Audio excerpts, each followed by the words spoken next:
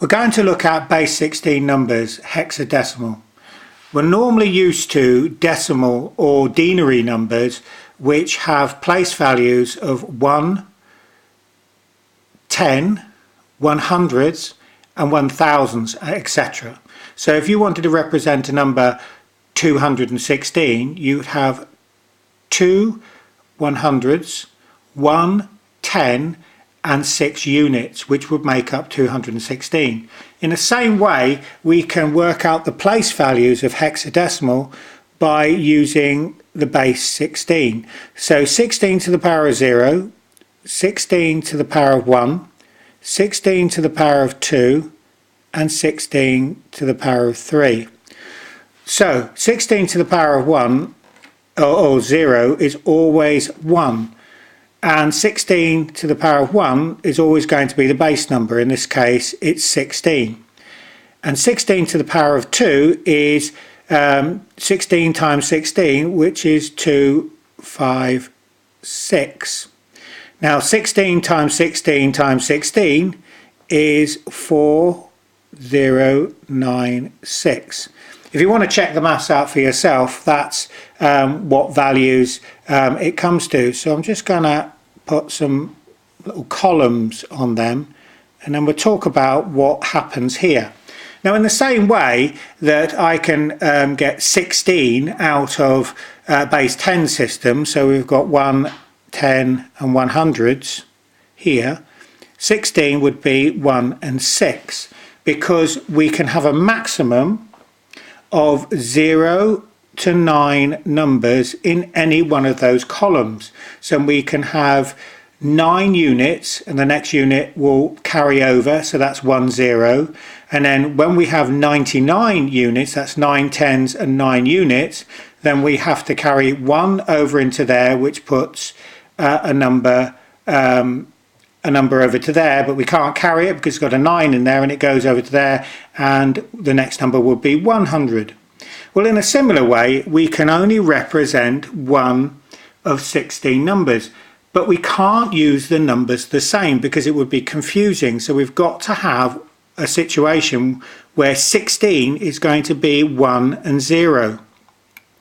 So how we do that is we count slightly differently. So in hexadecimal, the digits 1, 2, 3, 4, 5, 6, 7, 8 and 9 are exactly the same as normal denary numbers, but after that we can't have a situation where we change columns. We have, in other words, 2 digits, so 0 and 1. So we have to use the remaining numbers as 10, which will be A, B 11, C 12, D 13, E 14, F 15.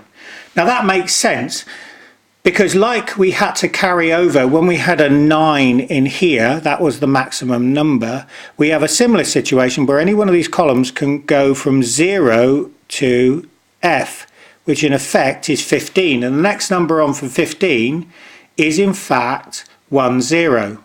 So the next number on from F would be 10, then 11, 12,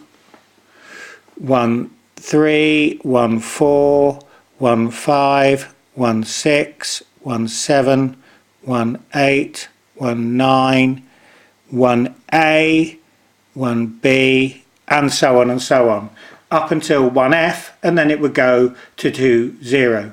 So in other words, if I want to represent a number which is say 20, I would need 116, and then obviously I'd need 4 units.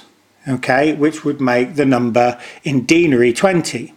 Okay, so the next to represent a number that's going to invoke 2 letters, I would probably have something like this, an A and let's say a C.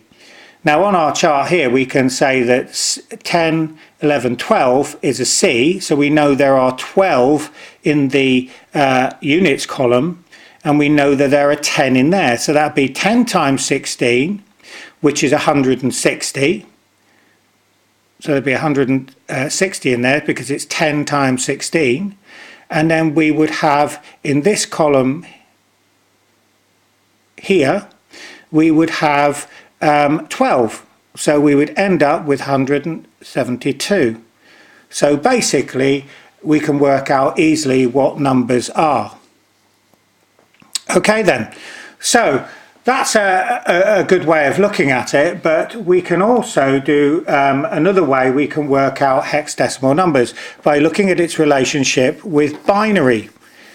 Now, if every hexadecimal digit, if you can remember this, can be represented, so any particular column is 0 to 15, which is 16 different numbers because it's base 16. Now that's the same in binary as 4 bits, because we can go 4, 2, or 1, 2, 4, and 8. Now those three digits together is 1, 2, 1, 3, and then 7. And then you would add 7 and 8 together, which would give you 15. So we know that we can represent the number 0, 0, 0, 0, which equals 0,